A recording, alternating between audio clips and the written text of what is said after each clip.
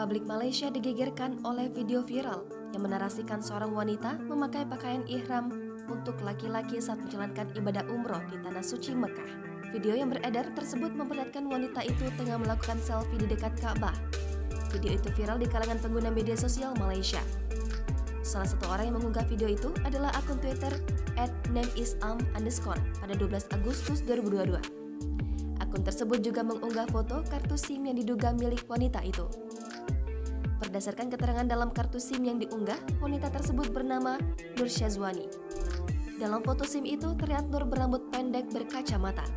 Kemudian, pengguna Twitter itu juga berspekulasi tentang motif Syazwani melakukan hal itu. Menurutnya, Syazwani adalah seorang penganut lesbian, gay, biseksual, dan transgender atau LGBT. Ia menyebut Syazwani ingin membuktikan dirinya seorang pria kepada pacarnya. Klaim tersebut ia sampaikan berdasarkan pengakuan korban lesbian Syazwani sebelumnya yang diketahui bernama Alia. Namun, hingga berita ini ditulis, belum ada klarifikasi atau pernyataan dari Syazwani terkait video tersebut.